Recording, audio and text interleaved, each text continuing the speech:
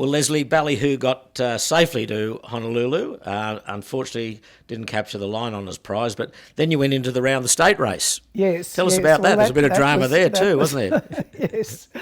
Another mishap. We picked up a couple of local crew in Hawaii, and they were seasoned sailors for that area and knew the course, and so we trusted them a lot in terms of the calls that were made. But there's a section, we were sailing pretty well, but there's a section that you get to at the bottom of the island of Kauai where there's a total wind shadow, and it's a volcano called Mauna Loa that comes straight out of the sea and it towers up. And if you fall into that, it's a pretty sad state of affairs, and sadly we did. But when we stepped out from behind it, there was this screaming gust of wind, I mean, screaming at us. And one of the Hawaiian guys was at the wheel.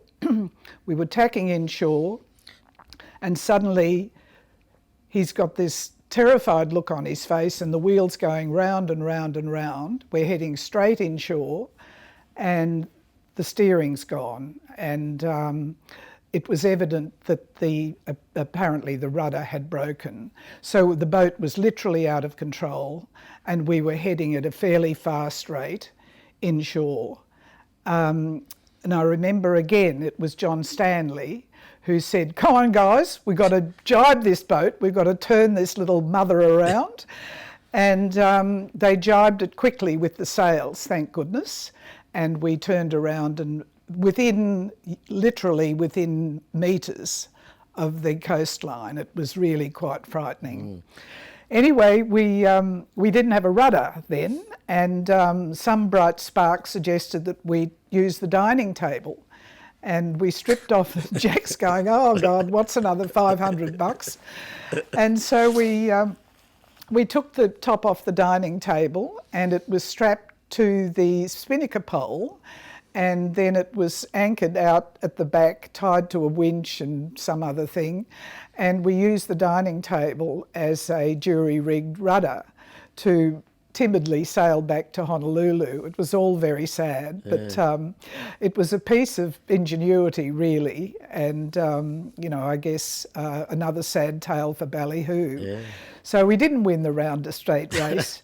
But I have to say the the people in Honolulu were great hosts, and we had a lot of Mai Tais, yes, and a lot of fabulous parties. Well, that was 1975, but I'll lead into the Hobart race of that year. But did you sail Ballyhoo back from Hawaii to Sydney after that, or did you? No, I didn't. Right. I got off in Hawaii, right. Yes. Well, I'll talk now about the 75 Hobart, where you were part of the crew of the first all-female crew in the Sydney Hobart race on Barbarian. Yes. What an experience that was. Well, it was, and it's a great tribute to Vicky Willman, who really got the girls together.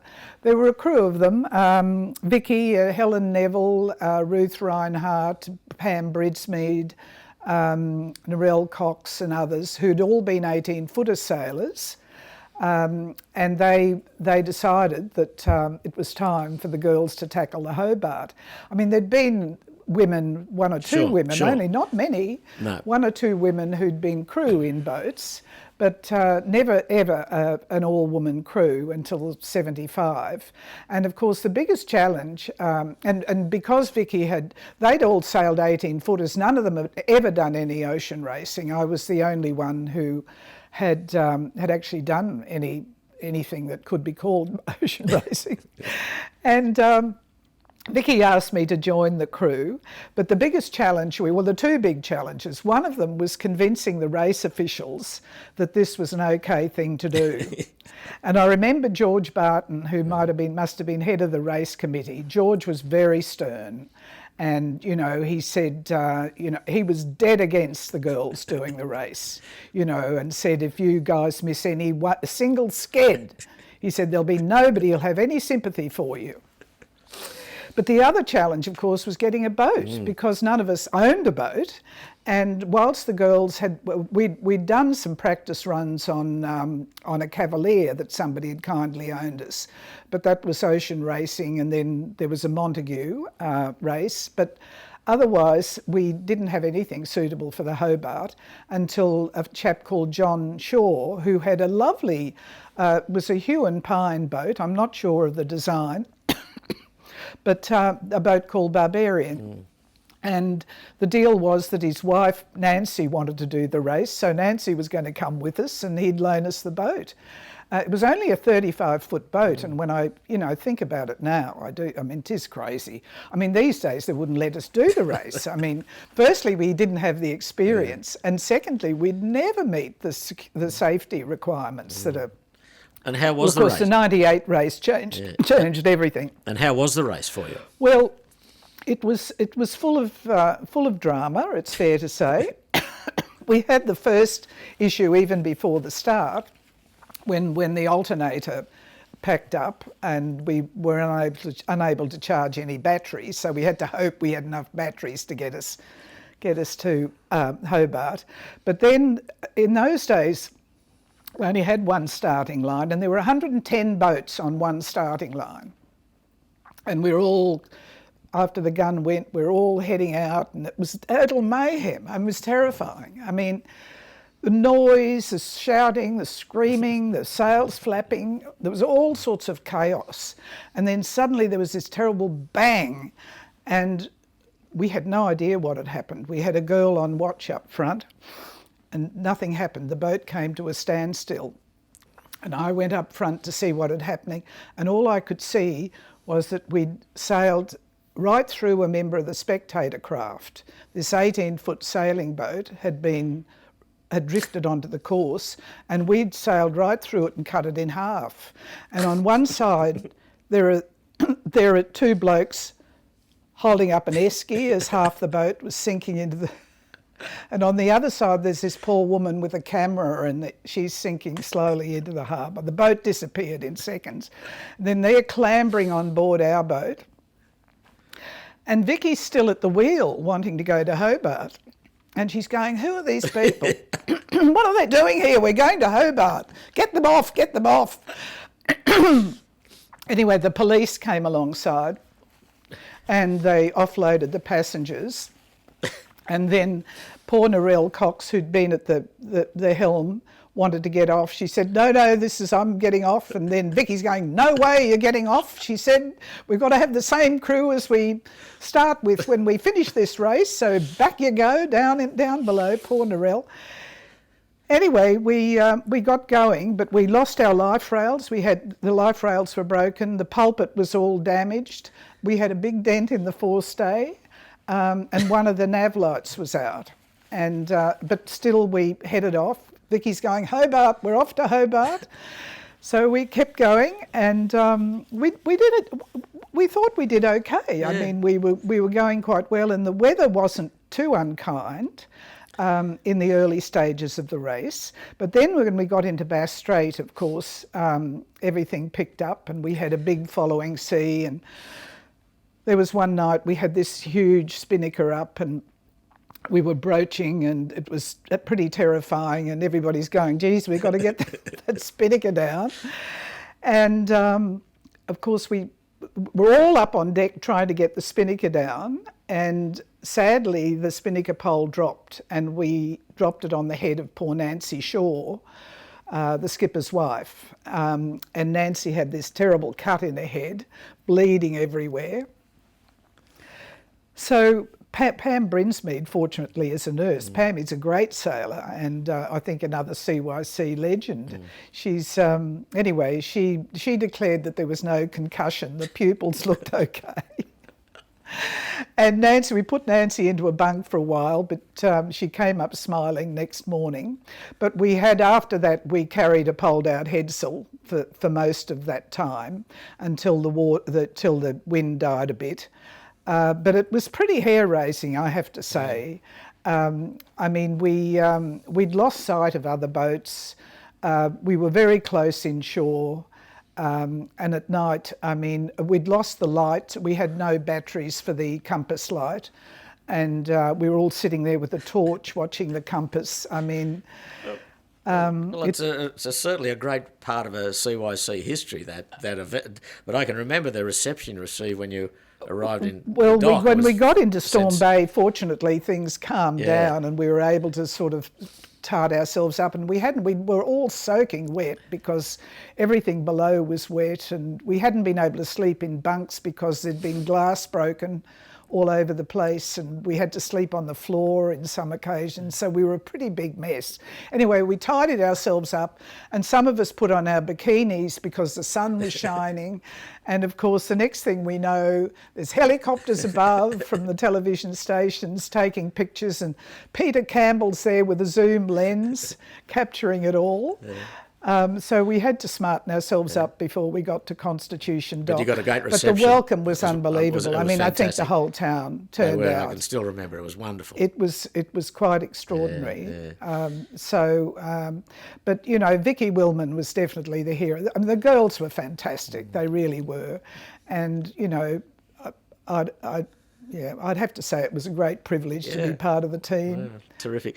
And then the next year, you're back on Ballyhoo for the China Sea series. Yes, the China Sea. Yes, Jack asked me to join them, and so I didn't do the delivery. Well, your cooking must have been all right if Jack invited you back. Well, yes. Well, actually, I mean, I'm surprised. I was a much better sea cook than I am these days. I mean, maybe I just had my quota or something. I can't be bothered these days, but actually, Mickleborough taught me to cook. He was big on having big roast dinners on the way to Hobart, and curries and, you know, exotic fish dishes. We never caught a fish anywhere. I mean, I remember we used to try trawling for fish when we were delivering the boat, but never caught a fish.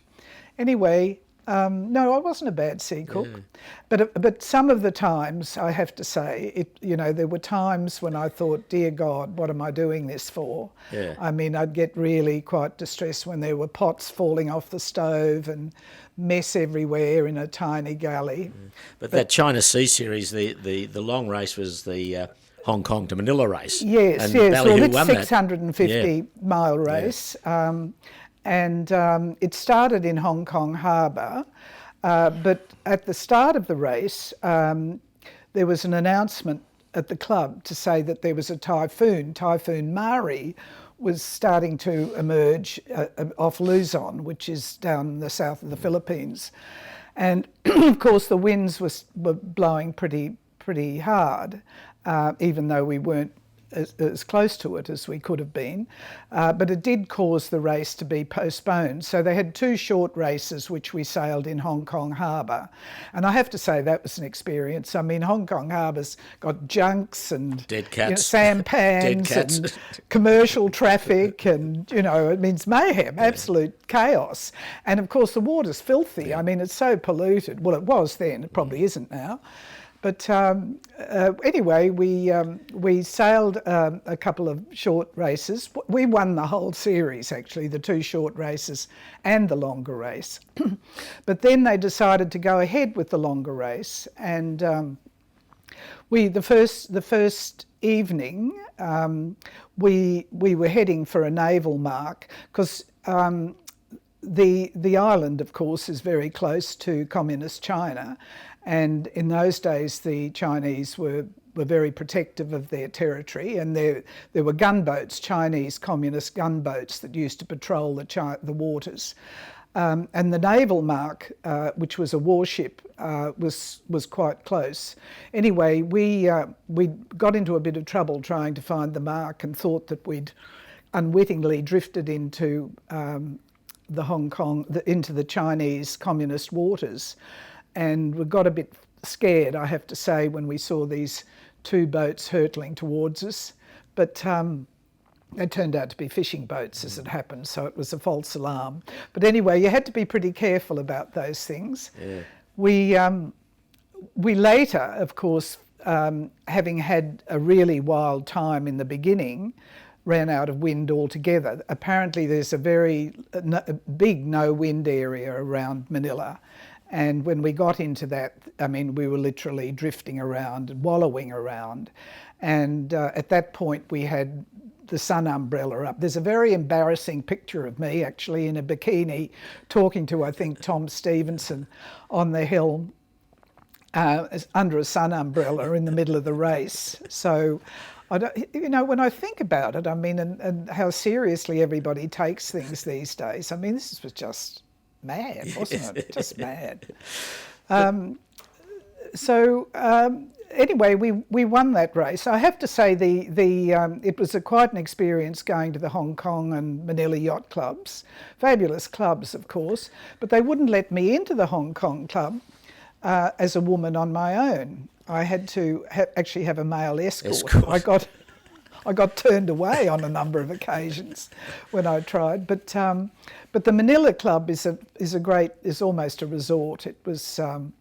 It was quite a fabulous place to be, and lots of parties, and I think the boys had a really good time. Yeah, but Lesley, I'll get off the sailing side specifically and bring you on shore. You, for a number of years, were part of the publications committee here at the CYC with the Offshore magazine, weren't you? Yeah, with David Caulfield. That's right. Well, that was when David Caulfield was the editor. Yes. And the committee was, I think, Cable was on the committee, Tony Cable, John Brooks, John Connolly. Yeah. Were you on the committee? For a period of time, yes. Yes. I think Sandy Peacock, was he there? Sandy Peacock, yes. And David Caulfield, yeah.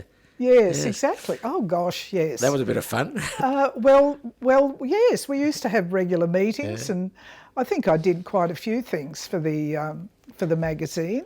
That was, I guess, the 70s, was it? Yeah. Must have been the 70s. Yeah, well, if you look back on the archives from the CYC website, all of the old Offshore magazines are there. Yes. And occasionally, when I've got a little else to do, I drift back and have a look at them. There's a lot of articles written by yourself in those. I'll have to have a look. Yeah.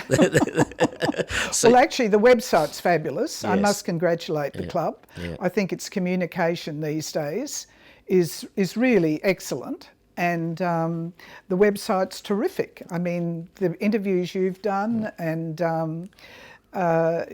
just the general information, the great photographs, it's really a joy. Yeah, well, I think the club are working hard at it, and I think it's bearing fruit for sure. Well, it's very, very different from, the bad old days, isn't the it? pen and pencil days. Well, they were good old days in many respects, exactly. But I guess the club didn't have the funding, perhaps, that it has today. And I think modern technology's changed a lot of things as well. Oh, absolutely, yes. But Lesley, I'll just... Rupert Murdoch, we spoke about him in the early days. Any contact these days with Rupert?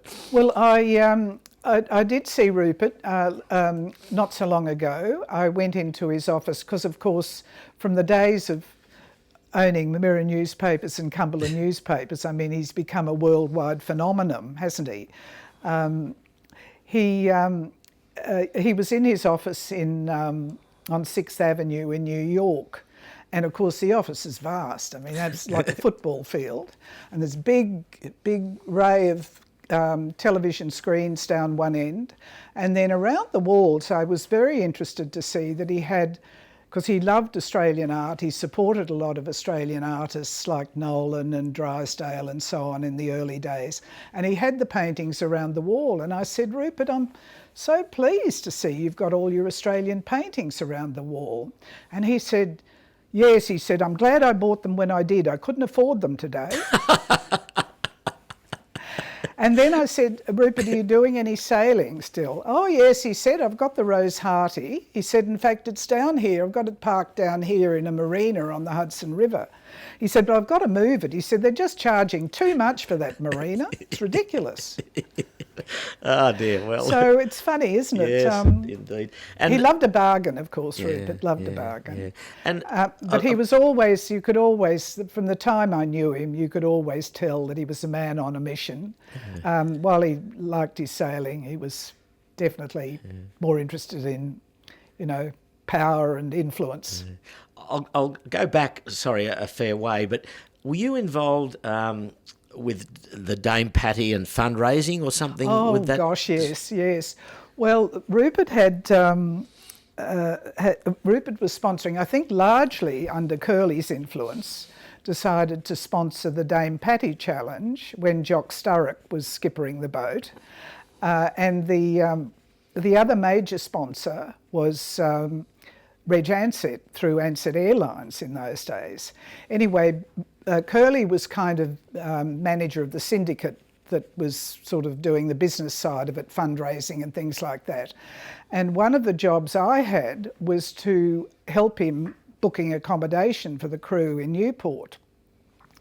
And we were a bit concerned to discover, because we hadn't been to Newport, and we saw these wonderful mansions, which of course are legendary. But we were a bit horrified to discover that the two big mansions we'd booked for the crew only had one bathroom each. And we decided, well, the crew could just cope with that.